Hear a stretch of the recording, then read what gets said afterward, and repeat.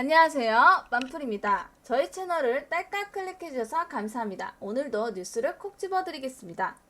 크립토엘이 시암상업은행 태국중앙은행의 리플렛 디지털 결제 프로세서 운영 승인 획득 주장.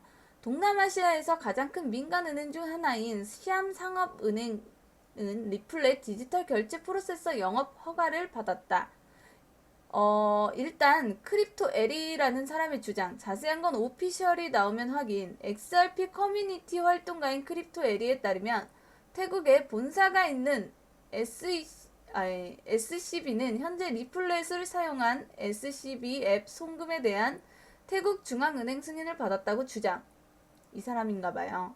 리플렛을 탑재한 디지털 결제 물질 중 모든 종류의 상품은 규제 샌드박스에서 벗어날 수 있다. 송금 애플리케이션을 통해 사용자는 12개국 간의 자금 송금도 가능하다. SCB는 미국 달러, 유로, 싱가포르 달러, 영국 파운드를 결제 수단으로 인정한다. 리플렛 디지털 시스템을 사용하면 영국에서 태국으로 송금하는데 30초가 걸린다고 크립토에리는 말한다. 태국은행의 XRP 제공. 리플렛은 은행에서 개인과 기업을 위한 안정적이고 빠르고 비용 효율적인 국경 간의 통화 통로를 구축하기 위해 가장 자주 사용된다. 또한 크립토에리는 중앙은행 관계자들에게 SCB 프레젠테이션을 보여주는 스크린샷을 공유했다. XRP는 토큰, 미국 달러 및 유료와 함께 다중통화 결제 생태계의 요소 중 하나로 여기서 입증된다라는 첫 번째 뉴스고요. SEC 위즈텀트리 비트코인 ETF 재차 연기 투자자 보호안 제시 필요. 미국 증권거래위원회가 위즈덤트리 비트코인 ETF 승인의 결정을 재차 연기했다. 미국 SEC는 공문을 통해 위즈덤트리 비트코인 ETF가 안전한 상품이 될 수 있는지에 대해 대중과 업계의 전문가들에게 공개의 질의를 던지고 이에 대한 피드백을 요청했다. 질의의 내용은 비트코인 ETF 상품 조작에 취약한지 여부, 사기나 조작을 막기 위한 방안 등이 이었다. 미국 SEC는 향후 3주간 동안 의견 수렴을 기간을 가진다. 이견에 대한 반론은 7주 동안 받는다. 이번 결정에 따라 위즈덤트리의 비트코인 승인 결정의 의견 수렴 기간을 감안해 최소 2달 이상 연기될 것으로 보인다. 미국 SEC는 증권법에 따라 정보 수집이나 심의를 위해 금융상품에 대한 승인 또는 반려 결정을 최대 240일까지 연기할 수 있다. 미국 SEC는 앞서 6월 16일 바네크 비트코인 ETF 승인 결정을 연기할 때도 같은 조치를 취한 바 있다. 당시 SEC는 바네크의 비트코인 ETF 상품을 추진해온 시카고 옵션 거래소에게 같은 내용의 질문을 던지고 이에 대한 답변을 요구했다. 일각에서는 SEC가 비트코인 ETF를 승인하지 않을 것이라는 우려 섞인 목소리도 나오고 있다. 코인데스크는 게리 겐슬러 SEC 의장은 비트코인 시장 조작 가능성과 투자자 보호에 대한 우려를 표출해왔다며 이는 SEC가 과거 비트코인 ETF 신청을 거절할 때 밝힌 주요 이유 중 하나라고 평했다. 미국 SEC는 현재 12개 이상의 비트코인 ETF를 검토 중이다. 규정에 따르면 늦어도 11월에는 첫 승인 여부 결정이 나올 전망된다라는 뉴스고요. 비자, 호주 스타트업 크립토 스펜트 비트코인 직불카드 승인.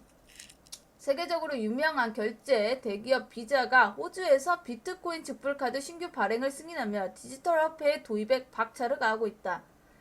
코인텔레그래프 보도에 따르면 시드니에서 본사를 둔 암호화폐 지출 앱 크립토스펜트는 14일 발표에서 비자가 호주인들의 현지 상점에 비트코인을 사용할 수 있는 물리적인 직불카드를 발급을 승인했다고 밝혔다. 크립토스펜트의 공동 설립자 호주 파이낸셜 리뷰와의 인터뷰에서 새로운 카드는 주요 결제 회사 노바티가 발행할 것이며 9월에 시장에 출시될 것이라고 말했다. 비자는 이번 주 주말에 승인 사실을 발표할 예정이다.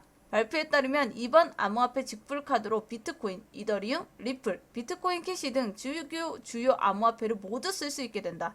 사용자의 암호화폐 자산은 비트고에서 관리한다. 크립토스펜트의 공동 창립자 앤드류 크레치는 이 카드가 호주인들에게 암호화폐를 판매하는 대신 비트코인 수익을 현금화할 방법을 제공할 것이라며 직접 지출이 더 편리한 판매 방법이다. 시장이 상승세라면 누구나 자신의 수익의 일부를 써야 할 때라고 생각할 수 있다. 반면에 다른 사람은 가격이 계속 올라갈 거로 생각하고 보유할 수도 있다. 하지만 가격이 오르면 오를수록 지출 규모는 더 커진다고 전했다.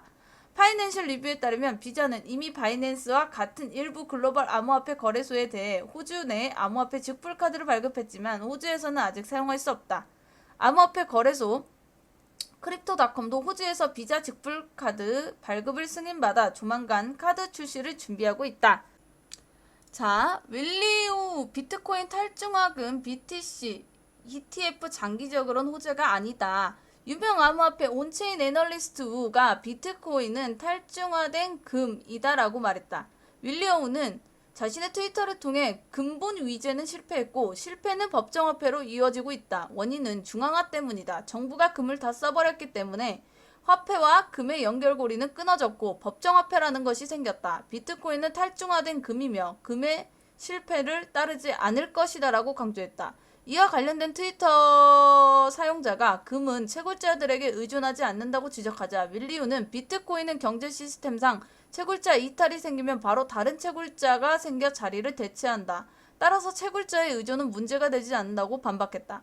한편 미국의 증권 당국인 증권거래위원회가 최근 또다시 비트코인 ETF 승인을 미뤘다는 소식이 전해지는 가운데 윌리우는 ETF는 단기적으로 호재이지만 장기적으로 비트코인의 일관된 약세 매도 압력을 제공해 악재로 작용할 것이라며 실제 ETF 운영자는 1에서 2.5%의 관리 수수료를 부과한다. 이는 비트코인 시장에서 판매될 것이다. 유사한 사례로 GBTC 매도를 압력은 하루 36BTC 달한다고 설명했다. 라는 마지막 뉴스가 있었습니다. 제가 준비한 뉴스는 여기까지고요. 좋아요와 구독 한 번만 눌러주시면 만풀이에게 큰 힘이 되고요. 시청해주셔서 감사합니다. 좋은 하루 되세요. 만풀!